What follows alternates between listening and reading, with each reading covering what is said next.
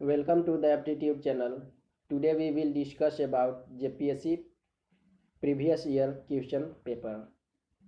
तो आइए आज हम लोग JPSC के मुख्य परीक्षा प्रश्न पत्र 4 जिसमें आपका भारतीय संविधान और राजनीतिक, लोक प्रशासन तथा सुशासन के क्वेश्चन पेपर देखेंगे कि उसका स्तर क्या रहता है पूछने का।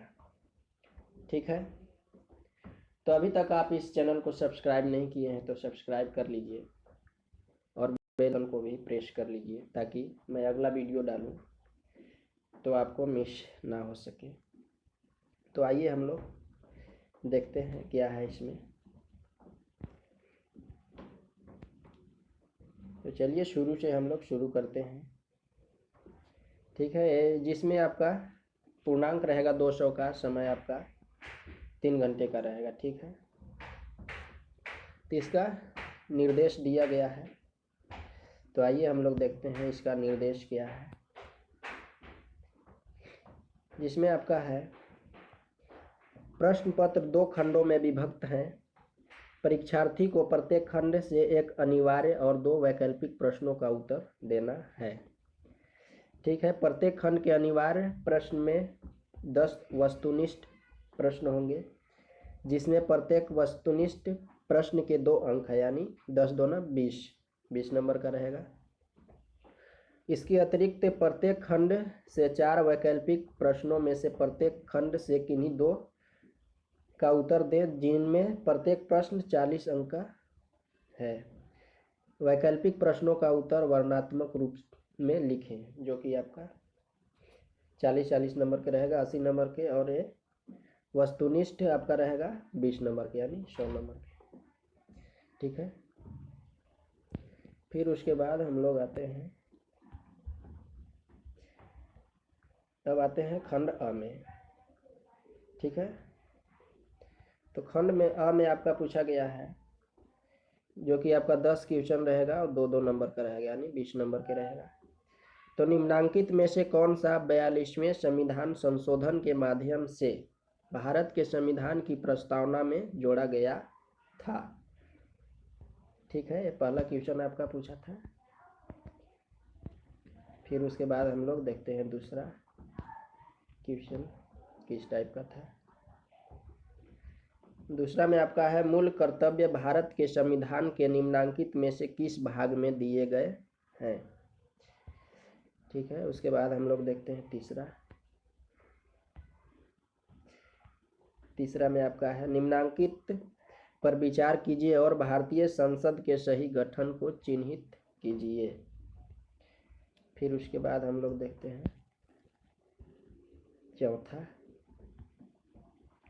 चौथा में आपका है भारत के संविधान के किस अनुच्छेद के अंतर्गत भारत का उच्चतम न्यायालय नागरिकों के मूल अधिकारों के प्रवर्तन के लिए विभिन्न रिट जारी करने का अधिकार रखता है?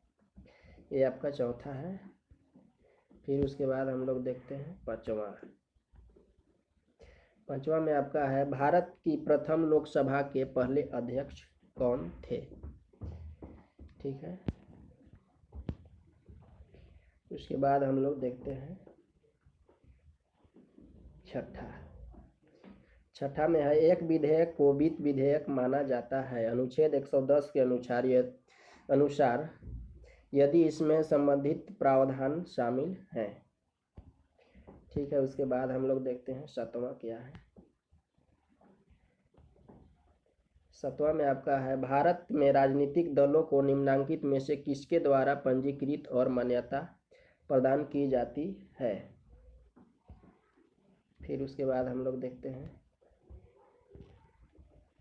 क्या है, 8वां देखते हैं। 8वां में है आपका भारत के संविधान की 11वीं अनुसूची में कितने विषय सम्मिलित किए गए हैं? फिर उसके बाद हम लोग आते हैं 9वां में आपका है भारत में राष्ट्रीय पंचायत दिवस कब मनाया जाता है? इसमें आपका ऑप्शन दिया हुआ है 26 जनवरी को, 21 अप्रैल को, 2 अक्टूबर को, 24 अप्रैल को। तो आप जानते होंगे इसे 24 अप्रैल को मनाया जाता है। उसी दिन आपका केशवानंद भारती का भी आपका आया था। उसके बाद हम लोग देखते हैं 10वां लास्ट है जो कि आपका बहुविकल्पीय। तो इसमें आपका है भारतीय संविधान में निम्नलिखित में से कौन सा एक अनुच्छेद भारत में राज्य के एक राज्यपाल के रूप में एक व्यक्ति की नियुक्ति के लिए योग्यता निर्धारित करता है।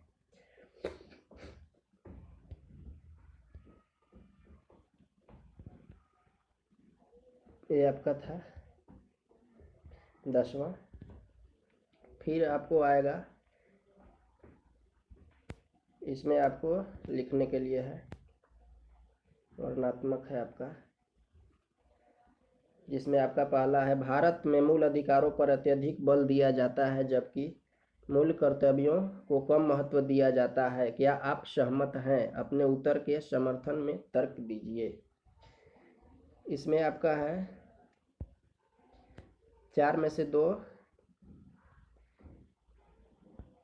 केवल उत्तर देना है आपको, जो कि 40 नंबर के रहेगा, 80 नंबर के रहेगा। ठीक है, उसके बाद हम लोग देखते हैं तीसरा, विशेषकर उदारीकरण के बाद के दौर में भारतीय प्रधानमंत्रियों की शक्तियों तथा कार्यों का परीक्षण कीजिए।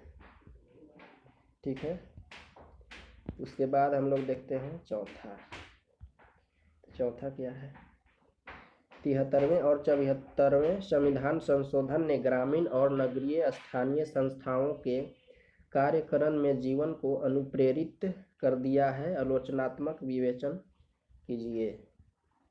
ठीक है, उसके बाद हम लोग देखते हैं 5वां क्या है।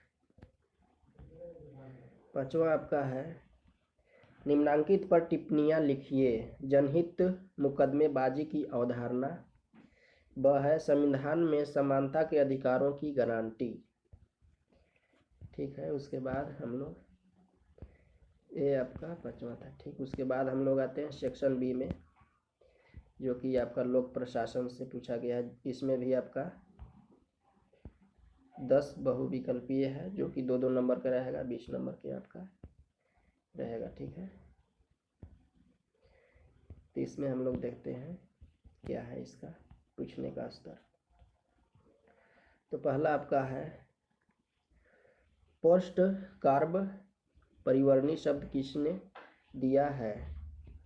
ठीक है, उसके बाद हम लोग देखते हैं दूसरा आपका है निम्नांकित में से कौन सा एक चिंतक लोक प्रशासन तथा निजी प्रशासन में समानताओं का समर्थक है। ठीक है, उसके बाद हम लोग देखते हैं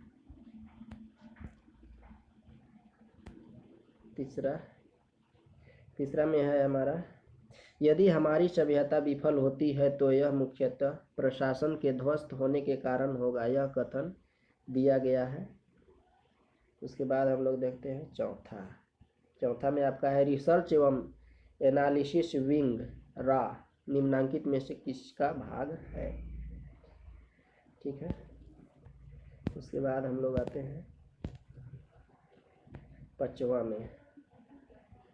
में है आपका योजना आयोग को प्रतिस्थापित करते हुए निम्नांकित में से किस दिन नीति आयोग अस्तित्व में आया। फिर उसके बाद हम लोग देखते हैं 6ठा क्या है, भारत के संविधान के निम्नांकित में से किस अनुच्छेद के अंतर्गत संघ लोक सेवा आयोग और राज्य लोक सेवा आयोग का प्रावधान किया गया है। फिर उसके बाद हम लोग आते हैं 7वां में, निम्नांकित में से कौन विकास प्रशासन की अवधारणा से संबंधित है। ठीक है, इसके बाद हम लोग देखते हैं 8वां क्या है। 8वां में आपका है संयुक्त राष्ट्र ने सुशासन की कुछ विशेषताओं की पहचान की है। निम्न में से कौन सी एक उन विशेषताओं में से नहीं है। ठीक है, उसके बाद आपका है 9वां में, निम्नांकित में से कौन सा एक संयुक्त राष्ट्र द्वारा सूचीबद्ध मानवाधिकारों में से नहीं है। फिर उसके बाद है 10वां लास्ट, जो कि है मार्टिन मार्क्स द्वारा नौकरशाही के कितने प्रकार बताए गए हैं। फिर उसके बाद है आपका, इसमें लिखना है आपको, तो इसमें भी आपका 40 नंबर का रहेगा, जिसमें से 2 उत्तर लिखना है, केवल 2 को। जिसमें आपका पहला है, वैश्वीकरण उपरांत की दुनिया में लोक प्रशासन के अर्थ तथा महत्व की विवेचना कीजिए। फिर उसके बाद है तीसरा, कैसे सूचना के अधिकार अधिनियम 2005 ने प्रशासन में पारदर्शिता के इच्छित लक्ष्य को प्राप्त कर लिया है, यदि नहीं तो इसके कारणों को चिन्हित करते हुए आगे के मार्ग के लिए सुझाव दीजिए। ये आपका है तीसरा। इसमें आपका चौथा आपका है, निम्न पर टिप्पणियां लिखिए। वित्त आयोग का गठन और भूमिका। फिर उसके बाद राज्य प्रशासन में मुख्य सचिव की भूमिका। फिर उसके बाद है आपका 5वां, भारत में आपदा प्रबंधन तंत्र के संगठन तथा कार्यक्रम का आलोचनात्मक विवेचन कीजिए। तो ये आप देखें, ये लास्ट था आपका प्रीवियस ईयर क्वेश्चन पेपर, आप देखें। तो यह वीडियो आपको पसंद आया तो आप इस चैनल को सब्सक्राइब कीजिए, लाइक कीजिए और कमेंट कीजिए, और बेल आइकन को प्रेस करना नहीं भूलें। धन्यवाद।